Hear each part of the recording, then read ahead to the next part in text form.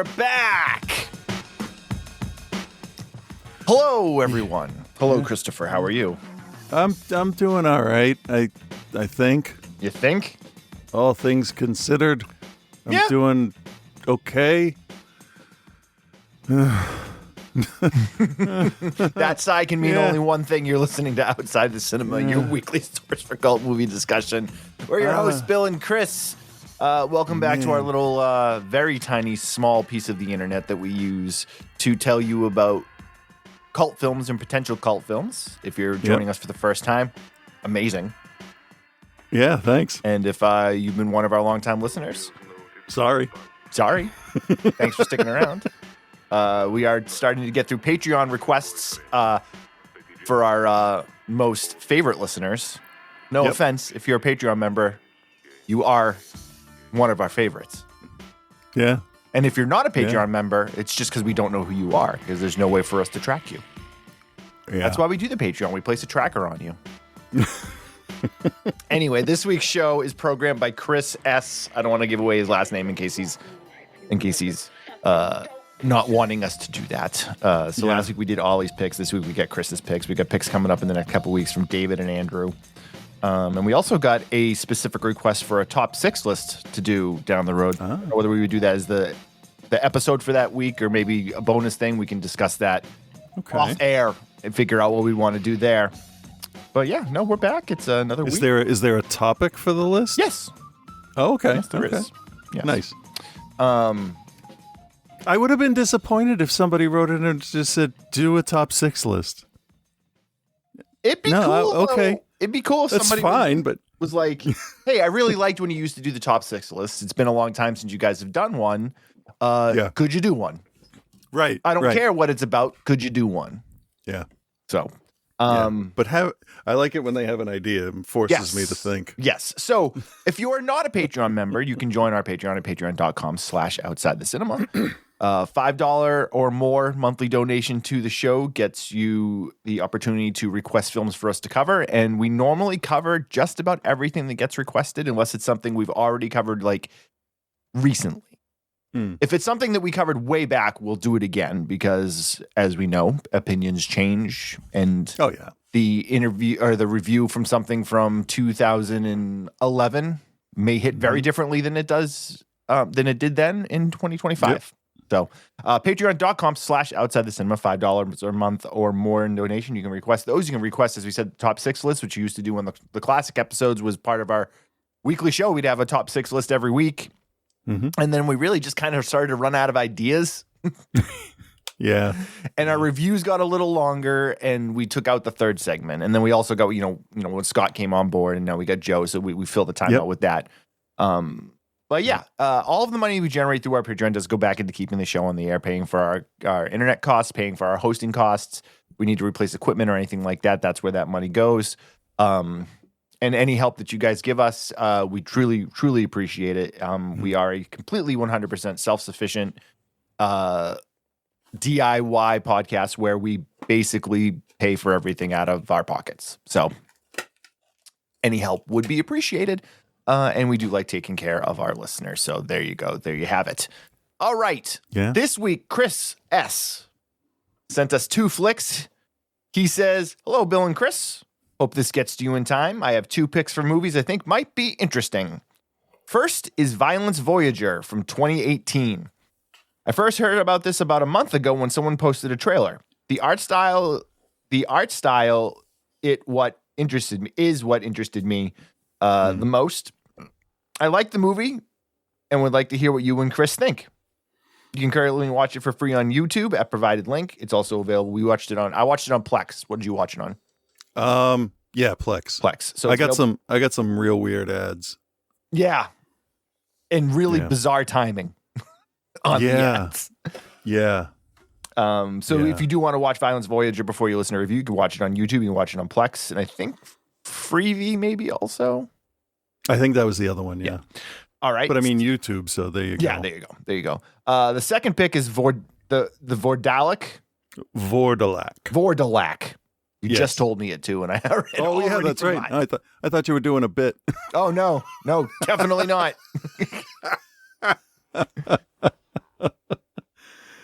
I'm trying. I'm here to give you a hand. You just got to take it.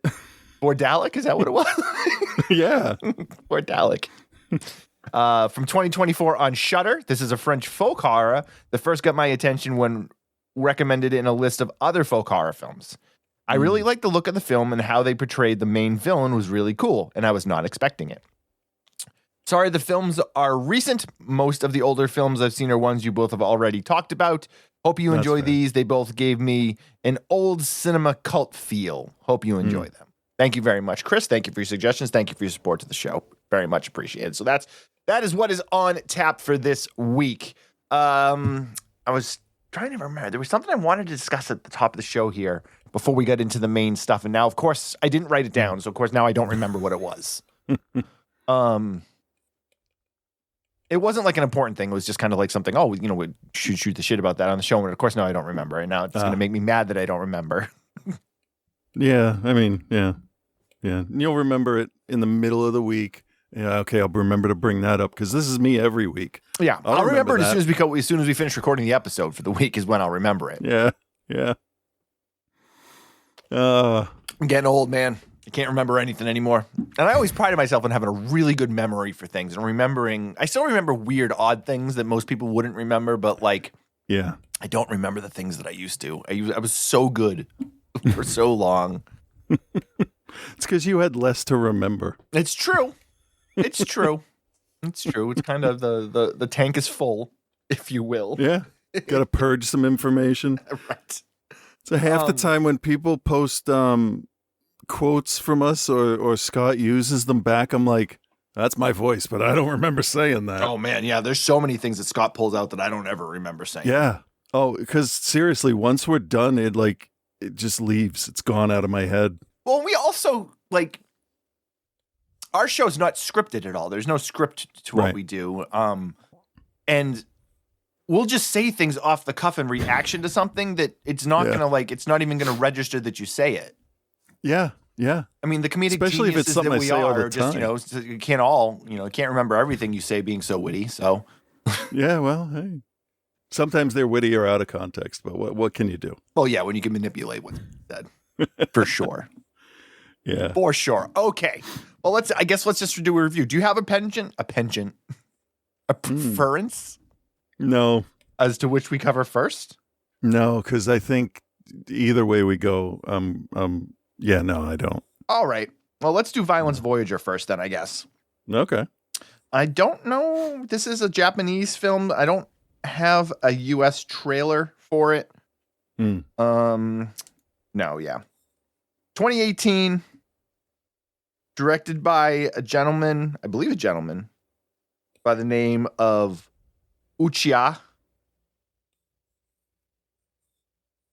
He did. That's right. That's the whole name, right? Yeah, Uchiha, just like Cher. Yep. Just like Cher. Just like Ichi. Mm-hmm. Yes. Burning Buddha Man 2013. Fool Japan 2014 and Violence Voyager. Not a whole lot.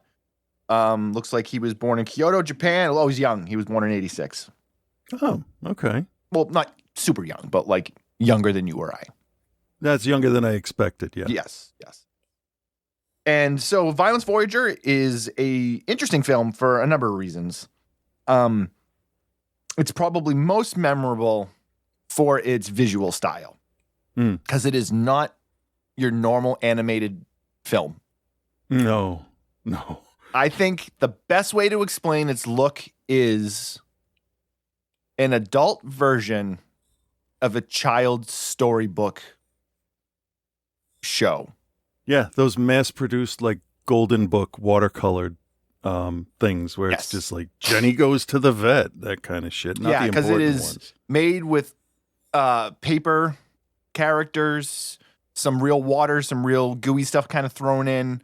But it's played off like a child's storybook. If you were to watch whatever PBS show you watched when you were growing up, and it would be storybook time. That's exactly what this looks like. But it is an adult horror film for the most part. Yeah. So it gives this very bizarre, strange feel as you're watching it. Yep. The version we watched on Plex was dubbed in English. I thought the dub was actually pretty decent. Not bad. Not bad. Yeah. I feel like the dubs on animated films usually always feel a little bit more natural. In this one, it worked really well because there was no worries of having to match up mouths moving or anything like that. Oh, yeah, definitely. So there was no like noticeable difference in dialogue from how it looks to how you're hearing it. Yeah, and they didn't skimp on voice actors because Jimmy Neutron is one of them. Yeah.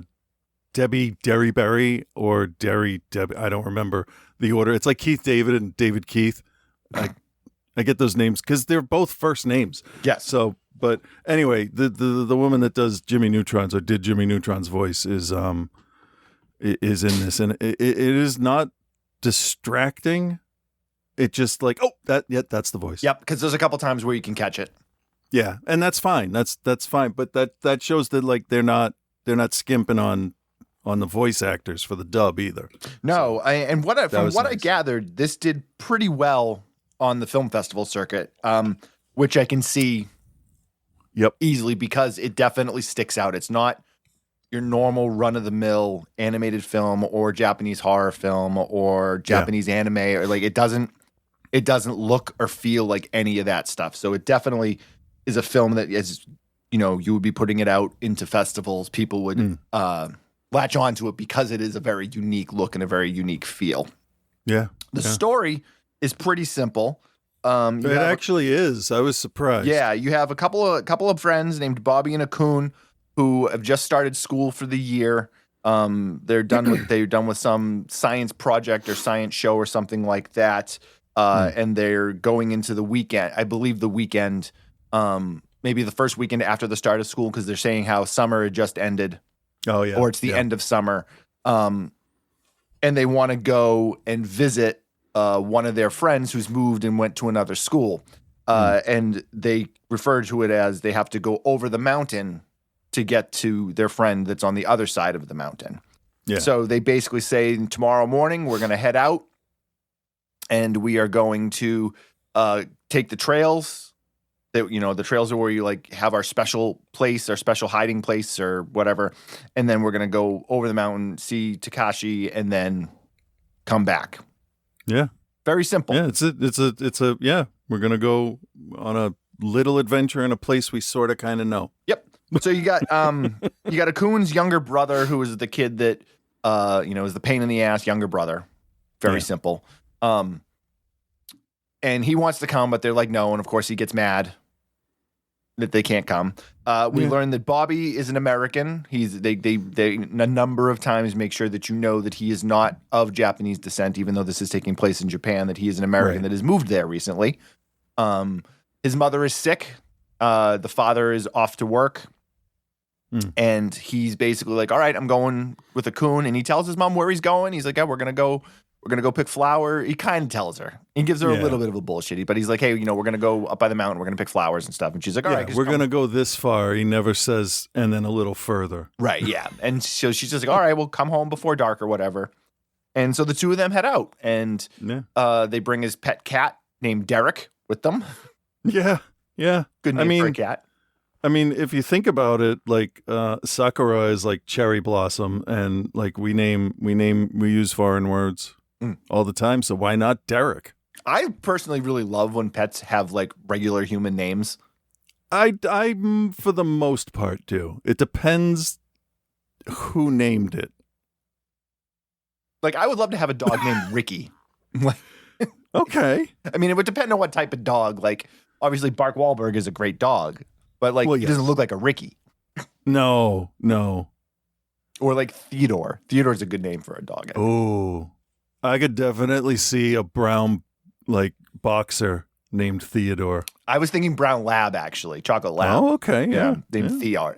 And you can call him Theo. Right. Yeah. Anyway, back to other than our love of dogs and fun names for them. Well, there is an unfortunate Rottweiler in this. There is, yes. So it's connected. Yeah. So the two of them head off. They go to an old gentleman's house that goes by the name Old Man Lucky Monkey. And he basically tells them, don't go to the mountain. It's dangerous. Shouldn't go. Yeah. Don't go. And he is quite literally, there's a blood curse on it, guy. yeah. Like there's no two ways around it. This is written like a Golden Book slasher. Yeah.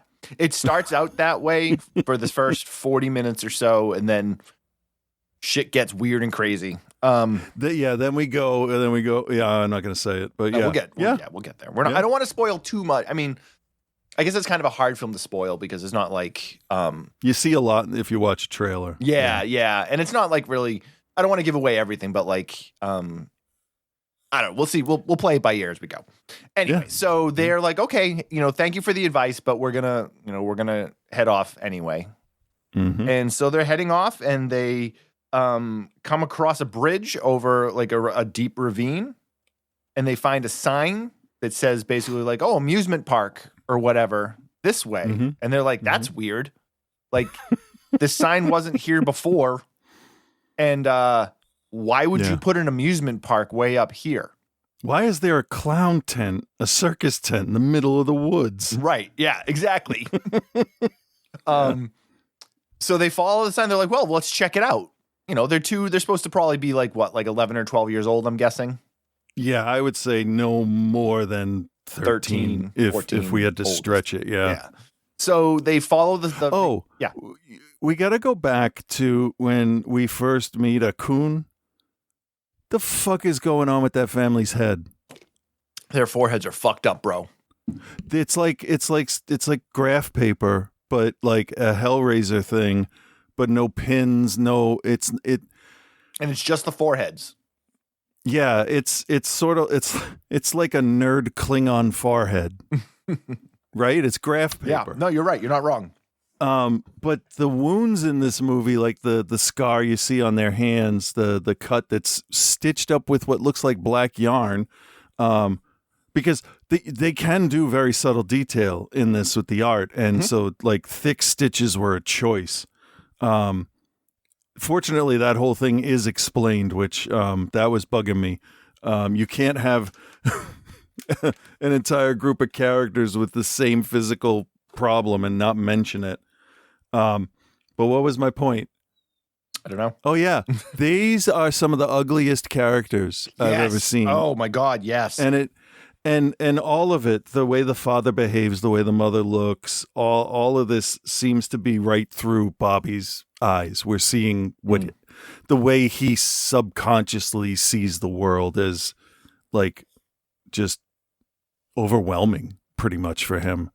The father's disinterested because he's leaving for work. The mother's like almost dead. And like everything gets hyped up when you're little, especially after you've moved. This dude's hitting every horror trope possible, but in a really new way. Unique way. Not really new, but in a new way. No, yeah. I like that. Everything about this film feels fresh. Like there's nothing about it that I mean, story-wise, narrative-wise, it's beat for beat like we've seen a million times. But the way it is presented is in a fresh, unique way that you haven't seen before. Right, yeah. I pretty much just said exactly what you just said again. Sorry. No, that's fine. If somebody understands it's the way you said it, then it was all worth it. So they follow the things. They come to this bridge. They cross the bridge, and they go to this like pseudo theme park. And it's kind of like up near the mountains. And they look, and there's a dog in a cage there, and they're like, "Well, somebody's here because this dog is here." And then the guy shows up and is basically like, "Oh yeah, we do, it's a like an adventure park or whatever." And he's like, "It's X number of dollars to get in," and they're like, "Oh, we don't have the money. Sorry, we'll come back another day." And he's like, "Actually, don't even worry about it. You know what?" He's like, if you guys come in for free, I'll let you guys come in for free if you promise to like tell your friends about it and have your friends come back or whatever. And they're like, all right, sounds good. So they go in and they present this kind of whole like story of that you're entering this park and all of these robots have come to Earth and taken over Earth, and your job is to defend the Earth and stop the robots. I like the idea of a full theme park. Of interaction with the pop-up aliens and water guns, because then if it's a hot day, I mean, it's a really good idea. Probably one exists, I imagine, for him to have taken the idea from. I mean, you have the inside stuff at Disney, right, with the light guns and like Buzz Lightyear's thing. And, So even that whole part is a nice, plausible, grounded thing that could be there. Mm. But the guy running it, Jesus Christ, I have never seen creepy illustrated more in a fictional way. I know, in a cardboard cutout puppeteer. Oh, we should, okay, go ahead. Okay, well, I was just going to say, so they go through this like orientation. They give them these Violence Voyager coats or whatever. They're just essentially raincoats because they're shooting water guns. So it's like the whole thing is like, to not get wet or whatever. Yeah. And they meet the girl that's, I don't know, was it the daughter or whatever of his? And, I think so. Yeah. And, lets them out in the park. And they're like, oh, this is stupid with these water guns. This is dumb. But then they start playing and they start having fun. And they're like, oh, this is actually really cool. Like, yeah, the robot things, the animatronics are a little bit reactionary. So they fall down. Yep. And it's, that would be all right. I mean, without other visitors or park staff, it's limited. But I mean, if you're the only kids there, that's a whole different story. They talk about, the guy that's the owner talks about how they built everything themselves. They made the park themselves. It's all hand done. Yeah. But as they get ready to move to the next part, they find this random girl just like knocked out and laid out on the ground. Yep. And they wake her up and they're like, are you okay? And she's like, oh, I came here with my boyfriend a few days ago. And like, he's gone and like, I can't leave. And he's like, so they're like, I don't know what you're talking about. Let's get you out of here. Yeah. So they pick her up and help her up and they go to leave and they realize that when they go outside that the bridge is now gone. Yeah. Yeah. And little Evil Dead for you there. Yep. And then the dog is going to attack them as the dog's been now released. So the dog goes to attack him and throws the cat off the cliff and like they realize that they're trapped and they can't get away. So they're like, well, there must be a way to get out on the other side of the park. So we have to go through the park to hopefully find a way to get out. Yeah, not the best idea, but an idea. Limited from what I could tell as their options, and that's like, I guess that's what they got to try. And they are kids, so if you think about it, a building has a door in the front and the back, right? So, right. And that's kind of what they said. They almost were like, there must be an exit on the back side somewhere. Yeah. So they go back in, they run into some other kids that are there, and this is where the thing goes just completely off the rails. Now, these are all children and characters presented as children, and this film has no problem whatsoever just killing off kids in gross ways. Like main characters, secondary characters you haven't met, like they just kill it. They don't fucking care. He's gonna kill off anybody. Yeah, this is like that segment in VHS with the in Asia with the doctor and the cyborgs and the Yep. And the other thing that is a little bit I don't know if I want to use off-putting, but the drawings of these children a lot of times they are nude. And in a certain section. Yeah. So they do show it's a little weird. But it's not done in any like it's not like a sexualized thing or anything like that. No, it's three naked boys and one naked girl on meat hooks. I mean, there you go. Yeah. I guess the most to some people, the most surprising part of the whole thing might have been that he bothered to draw the boys uncircumcised. Mm-hmm. I don't know if that's a thing, but you know what? That it's a bold choice to go full whatever in any of your quote unquote mainstream type stuff. Right. I don't know. But it's more it's effective in showing just how callous that he won't even afford them any level of decency at any point in their life or death. Yeah, there's some really some weird things that happen. Like when he's trying to save the other girl and the other kid is like, oh, hey, that's so-and-so's underwear. Put those underwear on. And it's like, well, that's why, like, where did that come from? See, I was trying to figure this out. When this guy gets them looking how they look, right? Mm-hmm. They're genderless. So maybe that's what she was referring to. If you're like a Ken doll no one will think twice that you're in the middle of the process or whatever, and you can walk around. But if you're walking around with your ding dong sticking out, they're going to know who you are. I don't know. That's the best I could do. Plus, he was completely naked.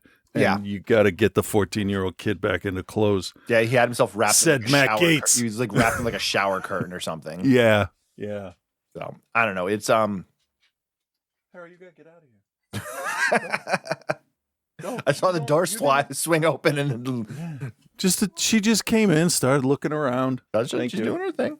Doing her thing. Yeah. You know why? Because I have a bag of freeze-dried bison lung and herring, and they love that stuff. I'm glad somebody does. Freeze-dried cod and herring and minnows. We started giving them to the dogs, and because we're talking about dogs in this, and honestly, their coat is shinier and softer with eating the fish, and they love them. They'll be chasing a squirrel in the backyard and be like, "You want a fish?" and they'll come in. So it's like, All right. Yeah. So there you go. That's okay. that. So there's genderless 14-year-old boys. Yeah, and so the guy that owns the place Jesus. he's mad scientist guy. Can you maybe explain what he's doing in a concise sort of way? Yeah. I mean, there's a couple different ways that you could go about this. It's kind of like a master Oompa Loompa race that he's trying to create, or actual aliens that work in the park, or he's making them look like the aliens from the park. Yep. Why is he doing that? That's up for debate. Okay, so my guessing is still just okay, because I didn't think there was any explanation for that. So these things look like old 70s security cameras where you got like 2 or 3 monitors side by side, and they're all square monitors. It's like, and the eyes, and then the beak on the finished one, the beak with the teeth, he had mandrill colors on the nose, and the eyes are separated out onto these things, but it looks like it's all just pushed onto the face because you could see the hair coming out of the back and the back of the head. I don't know exactly what parts were being used for what. Harry, you did not watch this movie. God damn it. You gotta go. Come on. Let's go. Come on, buddy. So it's very like that Neo Tokyo splatter. Like it's very Tokyo Gore Police, or like Meatball Machine is what came to mind. Robo Geisha, but I mean it's that type of thing where like specifically Tokyo Gore Police, because like there's a lot of bodies being transformed into other things, and that's kind of what this guy is doing, but it's told in a child storybook way. But that's the biggest difference. Like it's crystal clear, and it's lit really well. And it's bright. Most of it's either in light or in sunshine, like brightness levels.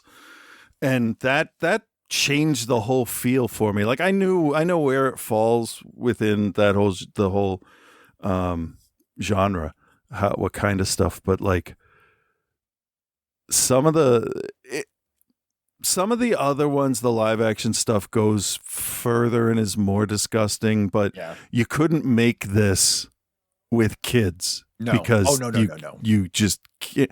You could if you cut like a third of the story out, and that's not going to help anybody. Well, I mean, let me ask you this and see if you caught on to this, because as I'm watching it, I'm like, all right, there's definitely symbolism here and what they're trying to do, and the symbolism that I felt like I got was coming of age, hitting puberty, body's changing, and then there's also, and I'm going to say this and it's going to sound gross, a lot of white goo being shot around.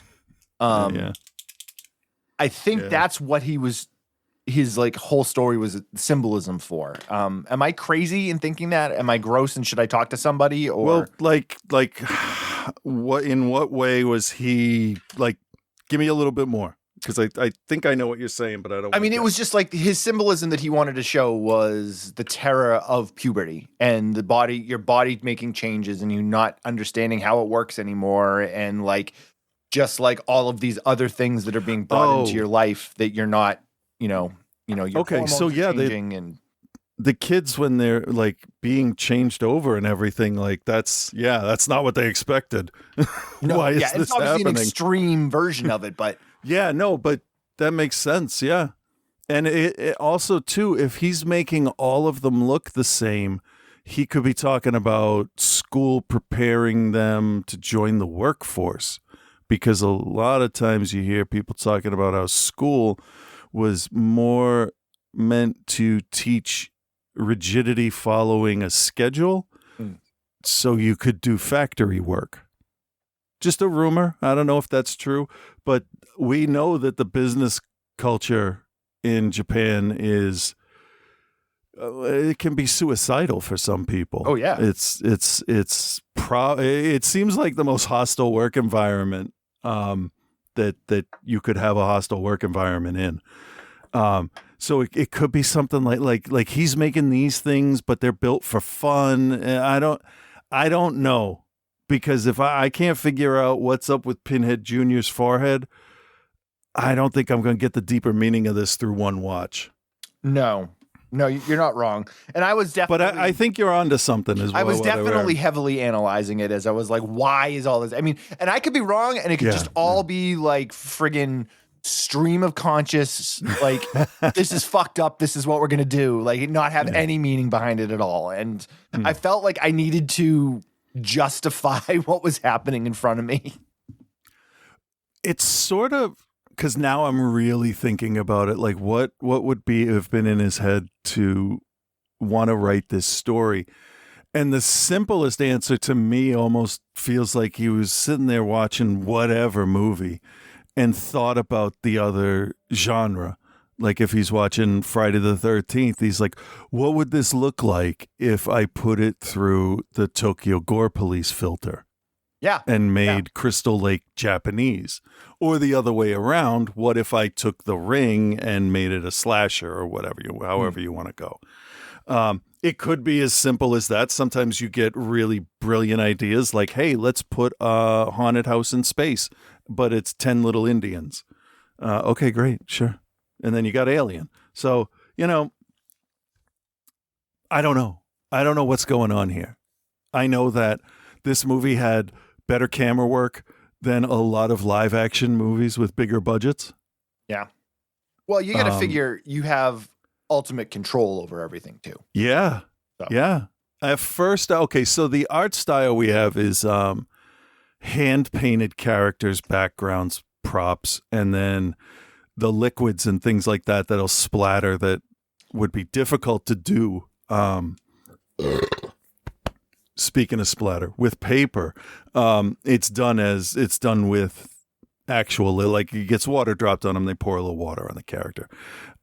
It's not stop motion. There is a name for it that I cannot remember. It's group. Hang on, I'll tell you. Keep talking. I'll tell you. Yeah. So what you get is he's basically has to draw each character's reaction in each situation. And it's sort of like Gekimation. Yeah. Gekimation. Yeah. It's sort of like the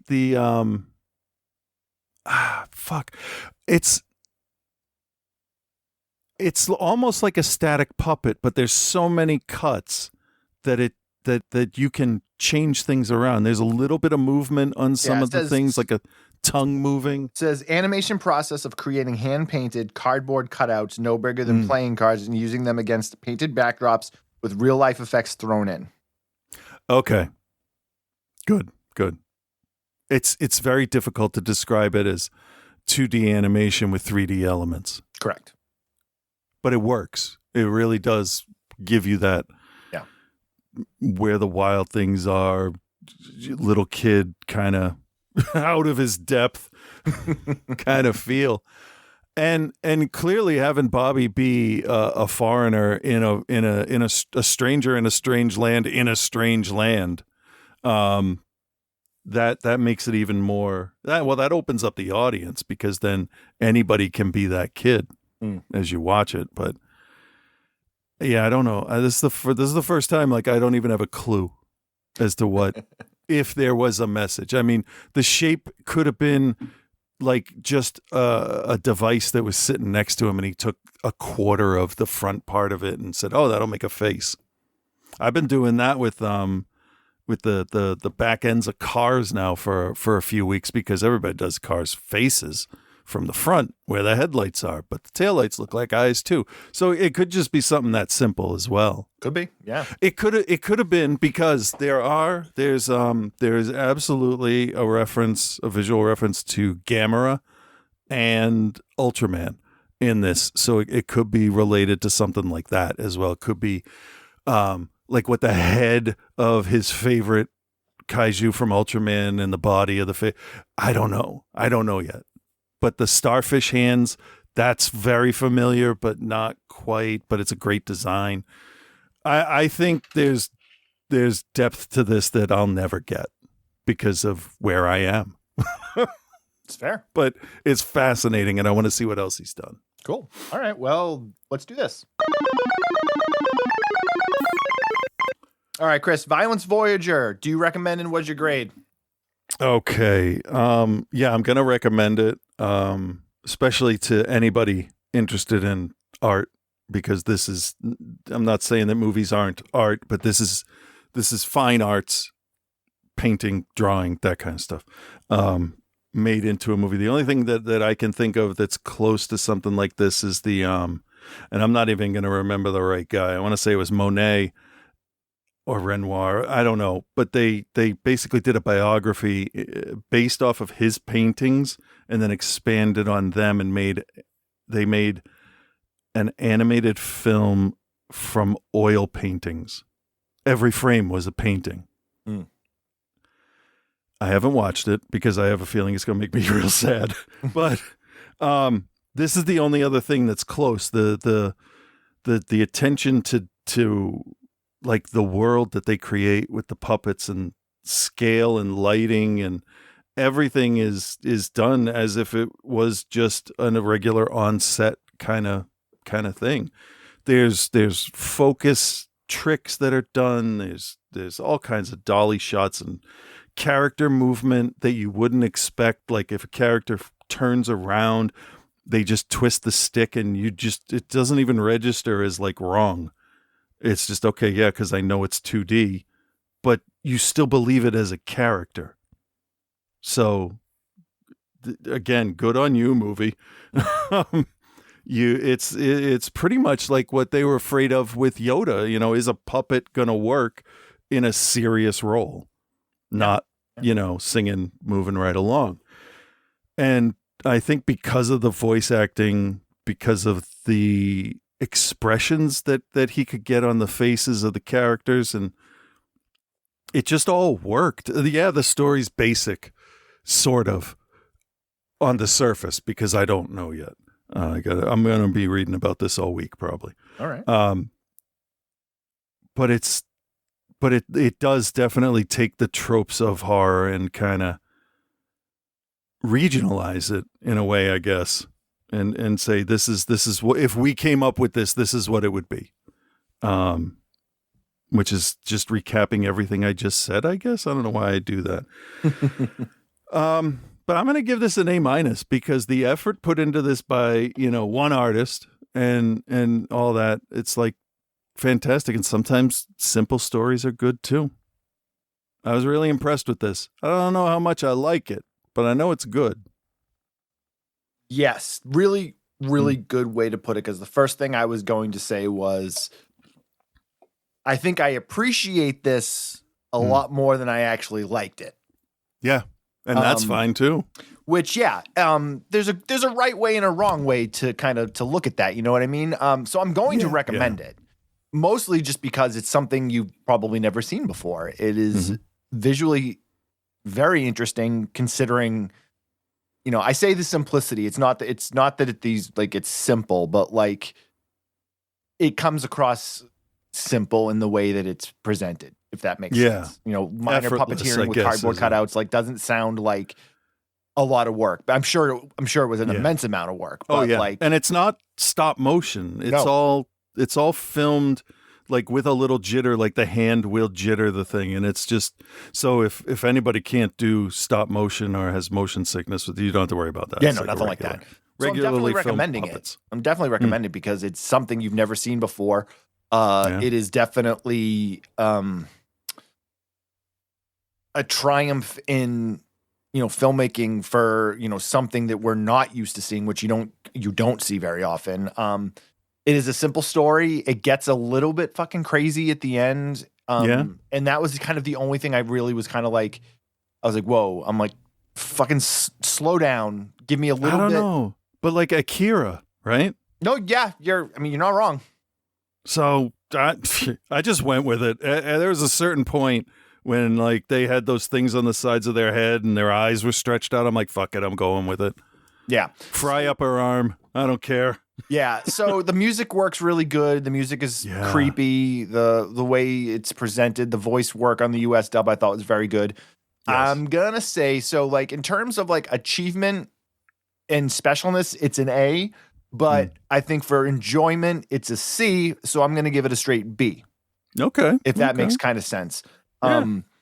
But I definitely think this is one of the most interesting visual films we've seen on the show in quite a long time. So yeah. At first, I thought maybe it was done in Blender because you can get some really realistic textures and shadows now, and then you can manipulate it, put the camera wherever you want. But I had to know before halfway through whether or not they were real in all of the scenes. And they were, and that just upped the whole thing for me. Like, I mean, it could be the worst art that you've seen, but if you put your heart into it, and yeah, you can do great things, even if it doesn't look good. Because it's kind of gross. This one's kind of gross to look at. It's very pink and fleshy. Ugh. Anyway, all right talking then. About it. Let's move on to the Vordelac. Yeah. 2023 French film. I'm going to play the trailer. It's going to be in French, but it'll give you a good feel, I think.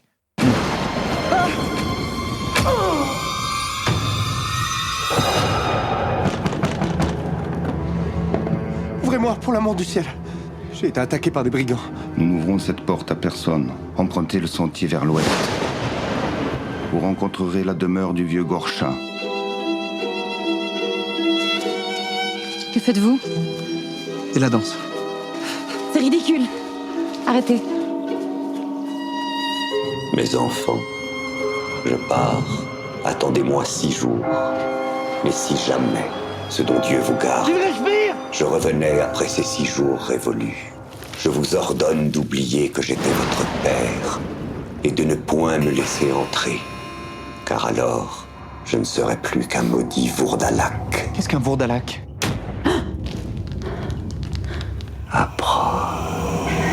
C'est une charogne infâme, revenue parmi nous dans l'unique but de sucer notre sang. Un Vourdalak ne s'attaque pas à n'importe qui, monsieur. Il se délecte particulièrement du sang de ses parents proches et des êtres qui lui sont les plus chers.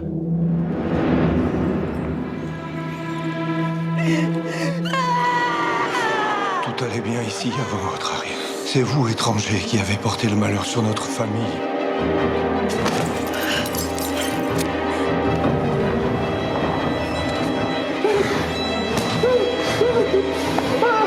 Qu'un père n'est pas tout pour ses enfants. Il n'est rien.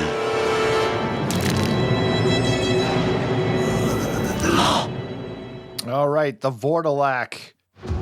No, so we already watched it. We don't need to hear it the again. Avengers. Where's that are coming not from? Coming. Where's that coming from? Who will? Not from DC, I'll tell you that. No, that's like, where's that even?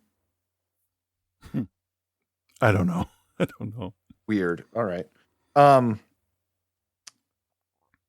Stupid shit. Anyway, all right. So the Vordelac, 2023, written, directed by Adrian Bowe. His folk horror film. He also worked on something called The Lie. Okay. But this, in terms of his directing, he did 2 shorts in 2011, and then this is his feature-length debut.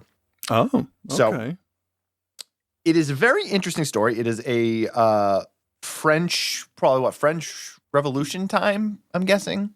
Yeah, I think it's before they cut everybody's heads off. Okay. So 2025?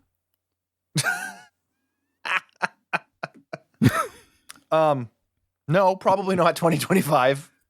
I enjoy your humor. We'll see. We'll see. We will see. So this is the story of the Marquis Jacques-Antoine Satrine de Roffet. He's an emissary of the King of France. He is traveling through the countryside when his group is attacked by the Turks. He manages to escape, but without any of his supplies or anything. And he is now kind of wandering through the forest, trying to find someone or something to help, or somebody to help him. He comes across a house in the opening scene, and he knocks on the door, and he's like, states his very long name and how he works for the king, and if he could let him in and provide him with a horse so that he could get back to his home where he needed to. The guy's like, well, no, I'm not going to let you in, but if you follow the path to the west or whatever the path was to Gorcha's house, he can provide you with a horse. And so the guy's like, all right, well, thank you very much. He's the opposite blood curse guy. Yes, the opposite blood curse guy. So the Marquis fumbles his way through the forest overnight, and also the guy warns him to not get lost in the forest, stay on the path, because weird things happen in the forest. Yeah, because we're in like Romania, we find out. Yes, we're not in France. Somewhere around there. We're not in France. So he, goes through and he comes across a woman singing, Sedenka, who ends up being the daughter of this Gorcha guy. And he comes across their house, and he comes in and, states again who he is. Every time he says his name, I swear it got longer. Like probably, yeah. And he's basically like, same thing. He's like, hey, listen, I was attacked by the Turks. I'm an emissary for the king. I was told that the man of the house, Gorcha, could provide me with a horse, and I could be on my way or whatever. And it's a family of 2 sons, a daughter-in-law, and a grandson. And Gorcha is the grandfather to the grandson and the father to the other adults. He is not there currently, as the father who has returned from a raid or whatever he was doing, and is like, well, where's father? And they're like, oh, he's supposed to be bedridden. Yeah, he took his musket and went out to fight. And they're like, and the guy's like, in his condition, he got up and took his musket and went out to fight. And they're like, yeah, we tried to stop him, but we couldn't. Yeah. So at this point, the Marquis, they're like, okay, you can stay until he returns. He told us he'd be back in 6 days. If he's not back in 6 days, we know that he's not coming back or whatever. Yeah. And so this is definitely, as we said, it's Romanian, Transylvanian type folklore type stuff of, if you go into the forest, you can be taken and attacked by these Vourdalak characters, which are essentially vampires. Yeah, we're in the vampire revenant family of creatures, because they drink blood. That's all you. And they're undead, but they're intelligent. So yep, that but rules they can out be zombie. They can be out in the sun, out during the day and stuff. So it's partially vampire lore, but also it's all vampire. Well, except for the walking out during the day. Yeah, but I mean, here's my theory about vampires. If they were real, I would make up a whole bunch of shit they were allergic to if I was the one that found out about them, so people didn't freak out. So I'm betting vampires are just fine during the day. Sure. All right. Because a stake through the heart will kill pretty much anything. That's a good point. Good point. Right? Good point. Yeah. So they get dinner together, and lo and behold, the time comes of the father to return, and he doesn't return right away, but then they notice his body is just laying there. After the clock struck 6. After the clock struck 6, yeah. They help him up. Because he says, if I come back after that day, I am a Vordelac. Yep. And that's the I know it's a slur, but at the time, gypsy woman said during her vision, she's there's a religious part of the family, and then there's the cult part of the family. Apparently, they don't really like what she does. It seems. I don't know. That's the impression I got. Yeah. No, yeah. I think. Oh, okay. I'll get on board with that. So they're like, he's still alive. He's still breathing. So Jaguar, who is the oldest son, is like, he's been there, and you guys didn't help him. You didn't see him, and they're like, he wasn't there. That like, we didn't notice. No, and just so nobody has to go back and look. He's not there. I watched the scene after the whole thing. He's not. He just shows up when they start yelling about him. Right. So he got there really fast. Now, what is probably most interesting about this flick is the look of the Vordelac. Oh, before this, what's her name? Which one? It's not Svetlana. Zdenka. Zdenka. Doesn't she lead French guy through the woods, Follow My Voice, or is that later? That's later. Okay. That's later. Okay. But he follows her into the woods at one point before that, and he's taken a fancy to her. And the marquee character is pretty interesting, because there's definitely points where he tries to flex his like nobleman muscle a little bit, but realizes pretty early on that they're not gonna bend to his nobilism. And that's another interesting thing too, is because like the men from this time period, and specifically the French, like they basically thought they owned and ran everything. White people? Yeah. Some say they still do. So certain parts of the world. Yeah. But he basically like is like, hey, Zdenka, let's go somewhere and like have sex. No one will see us and it's fine. And you should do it because I want you to do it. And she's like, no. She's like, fuck you. And then we got really close to me not watching the rest of the movie, and he threatened her basically with, I get what I want. And then that was okay. That didn't happen. So good. No, and that would have been a waste. To the credit of the writer and the director of this film, they kind of shift his character from that point on. Oh, huge arc. Yeah. A huge character arc for this guy. Yeah. I'm not going to get what I want here. I need to be smarter about the way I'm dealing with things. But he's generally really taking a liking to her. He is, yeah. And basically is like, I want us to get married and be together and stuff. And we hear her backstory about how she fell in love with a road traveler before this and it didn't work out well, and all of these things. And because of the time period, she is forever a whore. So, yeah, disgrace on the family. That's the time frame we're in, that kind of thing. Yeah. So with the father now being a Vordelac, and it's very, very apparent because you can't is not like the look. I get what they were going for here. But part of me was like, it just looks silly. Okay. But I also think that was kind of what they were going for. I thought this creature, which looks a lot like Hellboy's half corpse that gives him directions, basically an almost mummified corpse.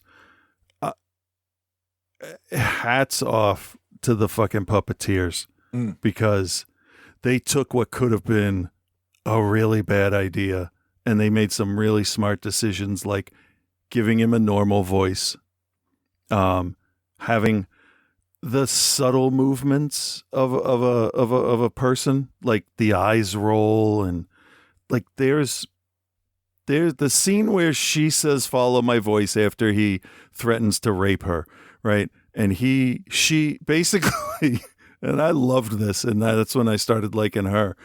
She tries to lead him off a cliff. Yeah.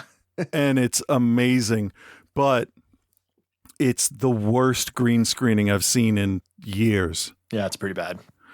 However, every time this puppet was on screen, I'm like, that's where the money went. It went to make that puppet, and it went to puppeteer it really good and really well. and I will excuse your crappy green screen because I love that puppet. I loved everything about it. That was a bold goddamn choice. It really was, because the film is so serious in tone. Yeah, but it says something about it too. Like, it looks human, but it's not. And that's exactly, every time you look at it, you're reminded that it has pinched features and pointed ears, and it's quite clearly dead, but it's still telling the youngest son to go shoot the dog.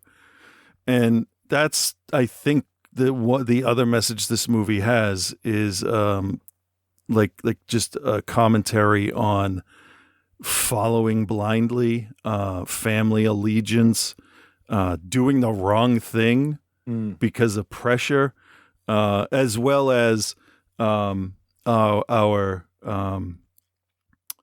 Always Sunny background character from that one episode learns that maybe if he was just a nice, caring person, people would like him more. And that it's okay to be nice, and it's okay to care about people, and nobody gives a shit about your fucking king out here in the woods 1,000 miles away. Like, he learns his station in life, his nobility. It means nothing when you're hanging off a cliff. Right. And as he goes through these changes, he loses his coat. He doesn't wear the coat anymore because it's restrictive clothes. All of the clothing that they wore were for fashion, not for function. And so then he loses the hat first, the very well-fit tri-corner hat with his curled hair underneath and everything, right? And then it's the jacket. And then at one point, he gets into a fight, and what you thought was his hair is still a wig, so he was wearing two hats all the time. How these people didn't sweat to death, I will never understand. I know. And he continues to powder his face the whole time, too. With lead powder, right? There's lead in that powder, not for the actor, but for the character. But then, when he loses the wig, he stops with the face. Yep. All pretense is gone. All of his fancy pretentiousness is gone. And he's like, if I'm going to survive, I just have to use my wits. And you don't get wits by putting on blush in the middle of the woods. Right. So he sort of starts to go not native, but middle class. Yeah. He does what he has to do. It's real simple. Yeah. Because when you're surviving, none of that shit is important. Right. So I gathered that this is based loosely on a Tolstoy story, which is the same story that, if you remember when we watched Black Sabbath, the same story that one of the shorts in that anthology is based off. This is just a much more developed version of it. Yeah. So the other things that I found really interesting is that it was shot on 16 millimeter. Oh. Which gives it a very specific look. Is that look 60s Hammer through gauze? Sure. Because it felt like a Hammer film. Like dreamy, a little foggy, out of focus, but not really. Well, a Super 16 film, you're going to have loose focus on your edges to start. I tried to find out what they used, what camera and what lenses they used to film it, and I couldn't find out. I'm assuming they were probably using some pretty wide open cinema lenses, because I felt like most of this was probably done with natural light. Oh, it looked like it, yeah. So I couldn't figure out for sure, but it was filmed to actual 16 millimeter, Super 16 millimeter film. Interesting. And they basically had it, they developed the film in a lab and then mastered it back into a 2K digital format. It's not even in 4K, which is another reason why it's got a very whimsical, dreamy type feel to it. Yeah. Very effective. Very interesting look, though. Very heavy grain in the film. Yeah. Everything color-wise is, for the most part, very muted. Yep. And it works because, especially on the scenes with the puppet, it tones down the silliness of it a little bit. Yeah. Yeah. because everything is so muted. Yeah. It just fits that whole world. Yeah. Yeah, for sure. I don't really have a whole lot else to say without ruining some specifics, so I'm going to hold back here. Do you want to grade, or you got a couple more things you want to say about it? The only other thing that I would say is that the scream, that unholy wail of pain and agony you hear in the trailer, is a heart-wrenching scene. That woman, that actress, top fucking notch sorrow going on there. Almost real. It felt. Yeah, she was fantastic. But that's it. I don't. There's so much to say that would ruin it. All right, Chris, do you recommend? What is your grade for the Vordelac? Yeah, I had my eye on this because of the title. I like the word, so I remembered it. I never just felt like I wanted to sit and watch it, but it had my interest. So when you said, yeah, we're going to do this, I'm like, okay. So I went in this sort of positive.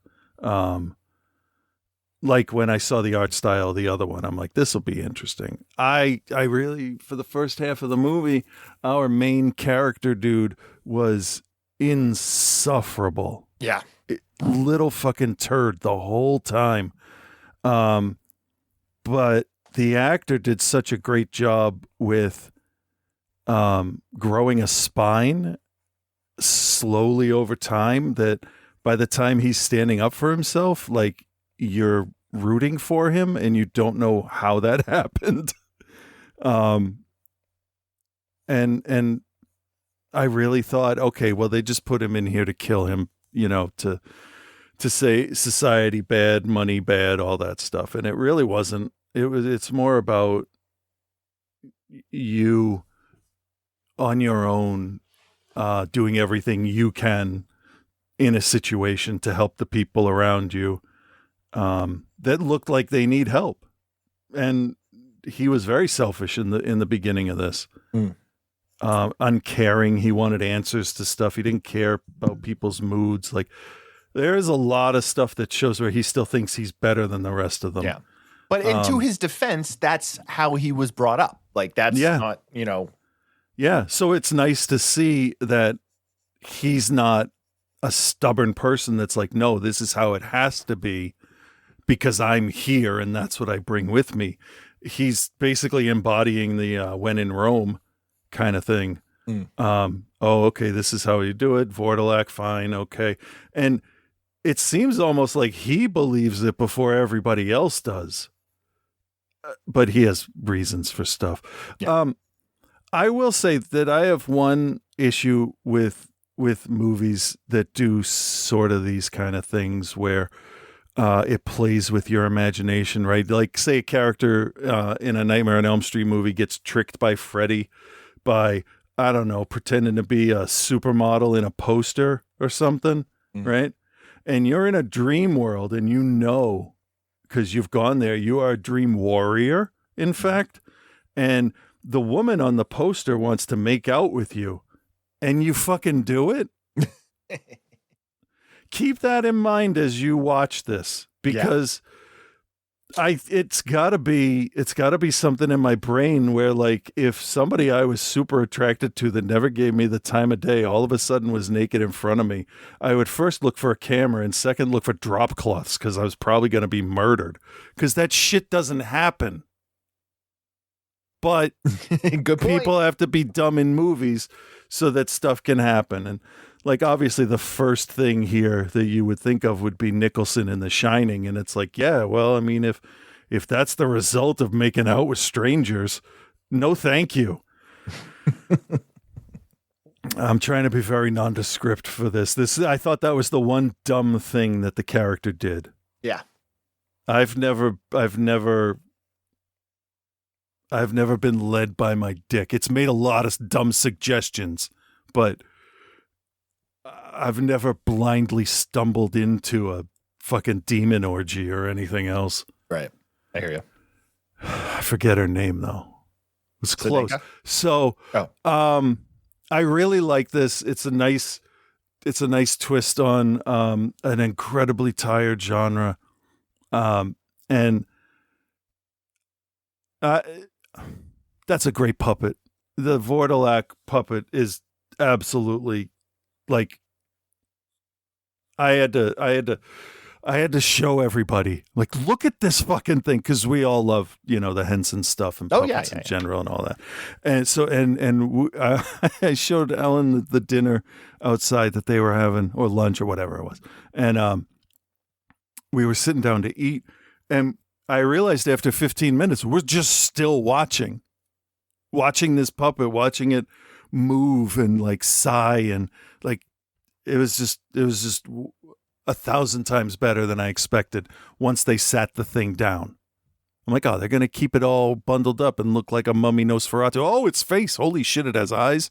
Oh, yeah. They do a good job of hiding it in the trailer too. Oh, yeah. I was very thankful for that. Because that would have probably put people off. Maybe, yeah. But I'm going to give this an A-. This is a favorite right now. Cool. I like it. I hated it in the beginning because of French guy, but French guy became normal guy, and then that was all right. Nice. I'm going to recommend it also. It was definitely a cool, like, feeling film. Like, the look of it was really great. I think the idea that they shot it on Super 16 is just, it blows my mind. It looked amazing. Not even like made it look like Super 16, like they shot it on Super 16. It's just like in 2023 or whatever it was when they produced it. It's incredible to do. Its look, its feel, the presentation, it all works very well. Story's a little, it is what it is. But it's very like good. The other one, yeah. Yeah, I'm gonna go with an A- also. This is something definitely worth checking out for sure. It's one of the better things I've seen on Shudder recently, and good way to kind of start the year. Yeah. I was really surprised. Usually when I see something with a name that I like, it doesn't turn out to be good. True. All right, cool. So thank you very much to Chris S. for suggesting both of these films. I think they both made really good reviews, and I'm really glad that we watched both of them. So, but I'm willing to bet that Joe is not as excited about watching Carnosaur 3 as we were about watching these films, but let's find out. Well, hello, Bill. Hello, Chris, and hello, OTC Nation. Your boy Joe here, and this week Bill made me watch Carnosaur 4. I'm sorry. No, he didn't. He made me watch Raptor, which is Carnosaur 4.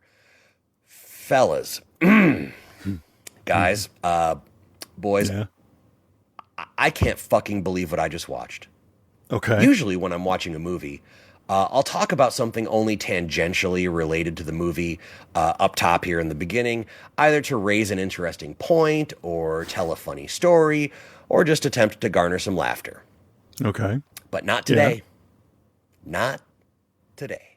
Well, remember, I don't pick Bear with me while I vent my gallbladder. Wait, I haven't had one of those in the better part of a decade, which is about as long as it's been since I've sat here so incredulous and dumbfounded at a movie's badness. Oh. Remember back a few weeks ago when I said that if the first credit you see is Roger Corman Presents, that you're playing Russian roulette with the next 90 minutes of your time. Yeah, with 3 bullets in the gun. Let me play on that by saying if the next credit reads directed by Jim Wynorski, and what you're watching was made after 1990, you're still playing Russian roulette with the next 90 minutes of your time. You're just doing it with a semi-automatic gun. The gun people will get that one. We left fun B movies like Screwballs and Chopping Mall and Deathstalker 2 far behind for movies like The Witches of Brestwick, The Da Vinci Coed, House on Hooter Hill, and who could forget Sharkensaw Women's Prison Massacre. Needless to say, Jim Wynorski gave up on us long before we gave up on him. Very true. The whole first half of this movie shows us what happened off screen during the first Carnosaur film. That's right, Carnosaur 4 is like Carnosaur 1 Redux. It's like when the truck driver carrying a stowaway Carnosaur gets made into a snack before the creature moves on about its business in Carnosaur 1, it cut to the hippie girl and the punk rock scientist trying to make on-screen chemistry about as successfully as I could be an astronaut tomorrow afternoon with no training and no prior interest in space exploration. In Raptor, we see that it wasn't the tough older black dude who was the sheriff and was in charge of the investigation, as they said a half dozen times in that film. No. Eric Roberts was the sheriff. What? Yes, Eric Roberts. That Eric Roberts. Though the same actor who played the tough older black sheriff is still in this, he's just now for some reason second fiddle to Eric fucking Roberts. Is anyone else as creeped out by Eric Roberts as I am? Yep. Like Sometimes, I can't yeah. be the only one. Nope, definitely creepy. And then some lady with a face longer than our sitting president's list of felony convictions shows up and just starts spouting off science words. How'd they get Matthew And Broderick's it's wife? 2/3 of the way through this whole ass movie before anyone mentions that she's with animal control. I'm sorry, if you're a sheriff investigating people getting killed by a dinosaur, animal? No. If somebody's German Shepherd bites the local teens, yes, call animal control. For this, maybe something else. Something a little SWAT. I don't know. Like that kind of sums up this whole thing. She is a main player, a co-star, an important character to the movie. She's exposition lady, giving us all the wrong ass science about how animals work, while the other actors in the room just nod knowingly. And they never mention what her actual job is until we are over an hour into this used diaper factory dumpster fire bullshit movie. This had to be on purpose. I refuse to believe that a movie so poorly written, so uncaringly crafted, and with continuity so bad you'd think that I was in charge of it on a day where I forgot to take my Adderall and then slugged back about a half dozen vodka Collins, was made this way by accident. Malcolm Gladwell famously postulated that 10,000 hours of practice is required to master a complex skill. And sounds right. I have no basis to argue against it, except that by 2001, both Corman and Wynorski had easily 10,000 hours into both producing and directing films and still came up with this steaming skunk ape turd of a picture. Skunk ape turd. In addition to Eric, let me go back. 10,000 hours of anything apparently doesn't make, you might be a master, but you won't care. In addition to Eric Roberts, we have Corbin Burnson and Grant. Of course. Killer Clowns from Outer Space was the only good thing I ever did, Grant. I'm sorry, Kramer. Grant, Killer Clowns, Kramer. Oh, and Harrison Page, who got his start in Russ Meyer films like Vixen and Beyond the Valley of the Dolls. Oh, and also the fucking sheriff from Carnosaur. Obviously. Who is now inexplicably the deputy. Right. To Eric, I've got 763 credits on IMDb, and only 4 or 5 of them are good Roberts. There's no middle act here because the bulk of the connection between Carnosaur and Raptor just gets forgotten about halfway through. And then it just becomes 2 teams of military people who are seemingly from different organizations, but still do the finger to the earpiece like it's not already jammed in your ear, talking to each other and barking commands. I feel like I should apologize here. If my review has been nonsensical, angry rambling so far, all I can say is, from you, movie. I learned it from watching you. And then we get to the finale. Bad guy Corbin Burnson has been eaten. The facility from the first movie where it didn't blow up is now rigged to blow up. And after about 24 Special Forces people have been turned into tartar by this 30-foot fuck-off dinosaur, Eric, please remember me for Best of the Best and not from Dusk Till Bong. You heard me. Roberts nudges. I'm using that word correctly. He nudges the beast down a shaft of some kind with a goddamn bobcat. Nudges it. Where it blows up real good. Fucking credits. You don't need a room full of highly trained Special Forces operatives to solve your big old dinosaur problem.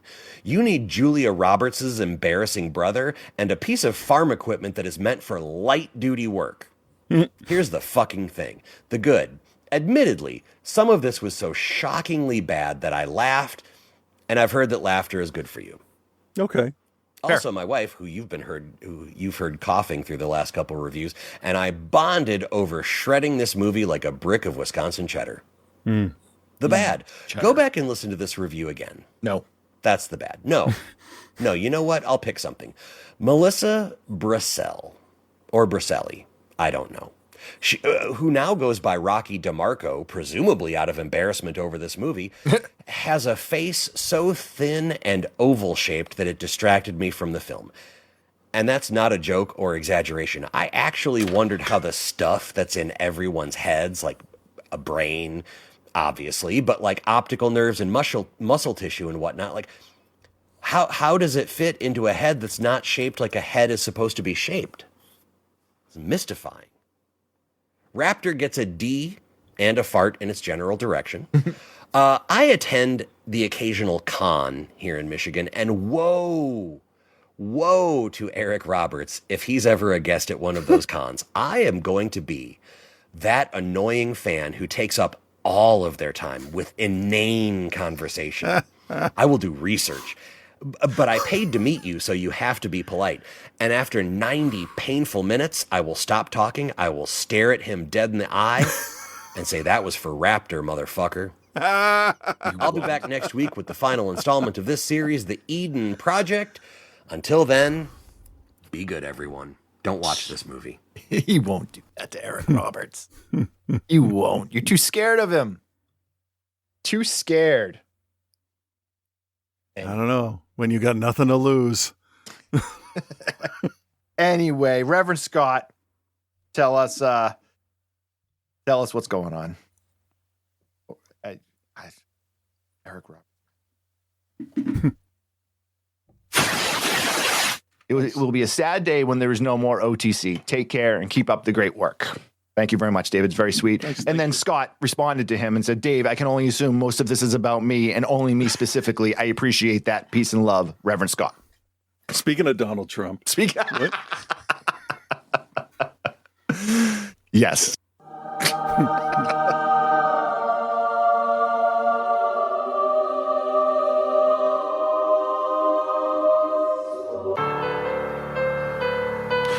Holy shit.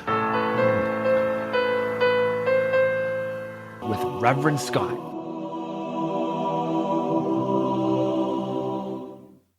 I don't want to watch dumb people eating bugs. That's true. I remember saying that. Yep. Hey there, Bill and Chris. This is Reverend Scott. He's just a horrible person. He's not great, so. No. That's you can put it that way if you want. Yeah. I'll take that. And here we are in year 17 and the second week of user-suggested films, aka yet another week where you don't watch my suggestion of Strange Darling. Correct. And look, I get it. You generally don't like watching actual good movies. You'd rather wallow in the trash. Just the fucking worst. But maybe one day you'll wise up and see something actually worth your time. And speaking of being a hypocrite, I recently spent 2 hours watching Captain America, Red New Hulk, or something like that. Doesn't matter, it's the one without Chris Evans. And don't get me wrong, I actually kind of like Anthony Mackie. He's fun and he's got this really cool entry in Black Mirror, and he was good in Twisted Metal. And for the most part, I like him as Falcon too. The Disney Plus show was okay, but that was mainly because Bucky was in it. That's true. That's 100% true, yeah. Having Falcon take up the shield as the new Captain America is fine. He has the moral compass and the devotion to justice needed. But Sam Wilson also has a level of cockiness that Steve Rogers didn't really have. And that's just a bit off-putting for me. And speaking of off-putting, we're also introducing Joaquin Torres, a.k.a. the new Falcon, a.k.a. the Robin to Captain America's Batman. Again, while there's nothing inherently wrong with this character, much like Robin, he tends to be a bit annoying. Okay. Just don't pay attention to them then. Yeah. I really wish that was an option. All that being said, what's this movie all about? Well, Harrison Ford has picked up the torch after the passing of William Hurt in 2022, and he plays Thaddeus Thunderbolt Ross, the newly elected President of the United States. This Ross is slightly different because he has no mustache. They even make a joke about him losing the mustache contributing to his winning of the election. Somehow that made him more relatable with the American people, I guess. Christ, man, we're dumb. We open with Giancarlo Esposito, aka Sidewinder, holding people hostage as he waits for a mysterious buyer to show up to this large mansion and buy the quote-unquote package that he's holding. No, not that one. And Ross has sent Captain Wilson and Boy Wonder to retrieve this package. It's a pretty cool fight scene overall. We quickly find out that in place of the super soldier serum powers that his predecessor had, Sam Wilson obviously, well, he still has the physics-defying Captain America shield, but he also has some new vibranium wings, a gift from his friends in Wakanda. And while Sam may be a good fighter, his new gear and his drone are doing a lot of the heavy lifting, if we're going to be honest here. Does this make Sam Wilson as good in a fight as Steve Rogers was, though? I don't have an answer for that, sorry. Well, maybe if he was, Sidewinder wouldn't have escaped. That's a problem. Anywho, we soon find out the package is a rare metal never mentioned before in the MCU up until this point, but X-Men fans will sure know it well. And that's a bit exciting to hear. But where did it come from? Well, it turns out that one of the writers remembered that the movie The Eternals existed and wanted to address the monstrous celestial being partially protruding from the Indian Ocean that everyone has just kind of ignored up until now. It is now cleverly known as Celestial Island. And I'm sure this nearly 4-year-old reference to a movie virtually nobody saw or liked had the audience saying, I don't understand that part. Oh, I do. I mean, I sort of do, but come on. This new metal found on the island will be a resource all the countries of the world will want. So President Ross has formed a summit to suggest a treaty, to try to make sure that the entire world doesn't break out into a war. Maybe this resource could be shared among them all equally and make sure everyone is involved. But most likely he's probably just going to try and control it all himself anyway, but we'll just see what happens. Anyway, he's inviting all these muckety-mucks to the White House for this summit. Even Sam, Joaquin, and Isaiah Bradley are invited. And if you don't know Isaiah, he was an unwilling recipient of the super soldier serum in the 1950s. Then he was imprisoned for decades. He's not exactly a fan of the government, but, he's willing to move on in the name of America or something. Or is he? Because before President Ross has a chance to even finish his speech, Isaiah and several other members of the military stand up and grab guns and try to assassinate the president. That is a huge problem all the time, yeah. Yep. So now we not only have the issue not as often as one would countries hope. Now not trusting a word of what Ross is saying in a Marvel movie. How Celestial Island will be handled, but Isaiah is back in prison again with no memory of trying to kill the president. You see, there's a mastermind behind this mind control, and it's somehow linked to Ross. This leads to a pretty amazing sequence involving Captain America, Boy Wonder, and Japanese fighter planes over the Celestial Island in the Indian Ocean.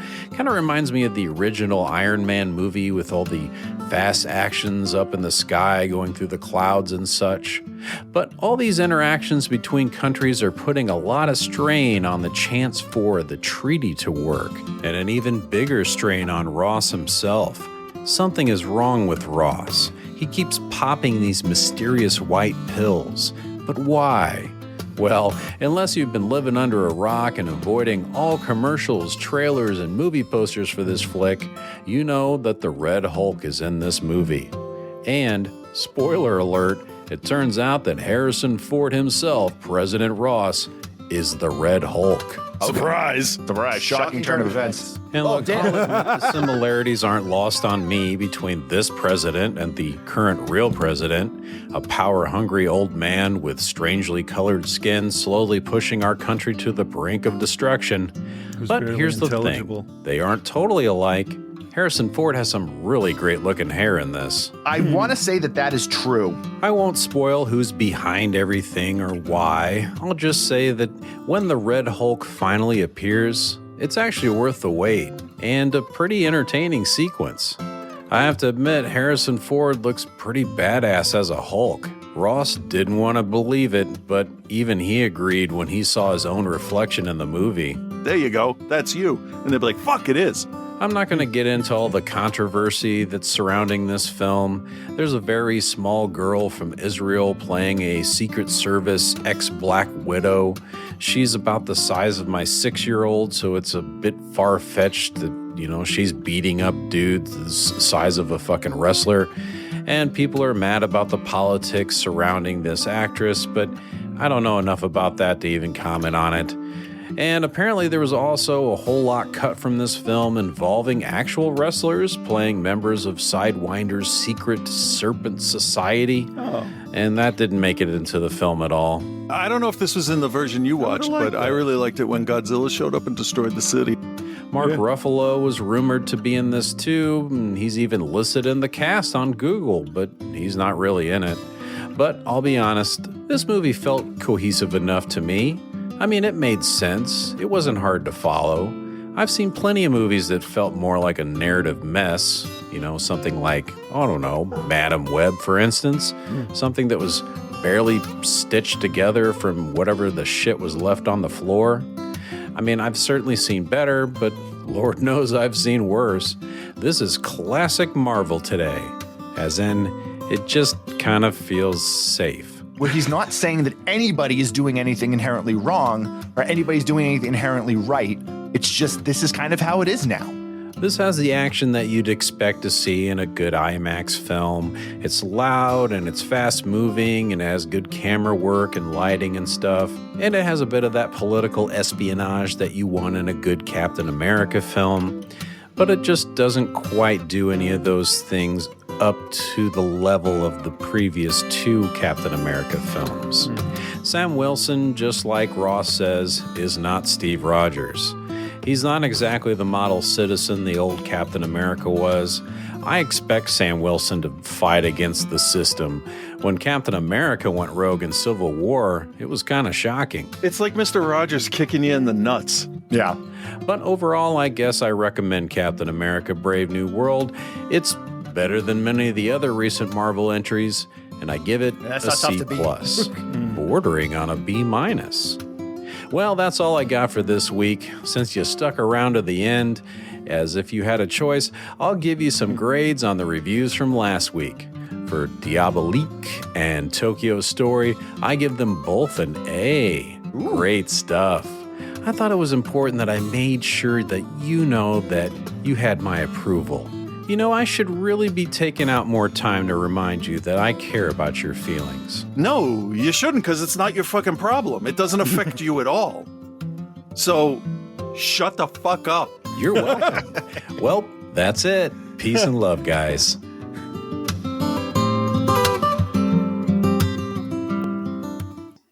Holy shit with Reverend Scott. This is just bad. This is just such it's bad enough that it's not forgettable because of how bad it is. Yeah.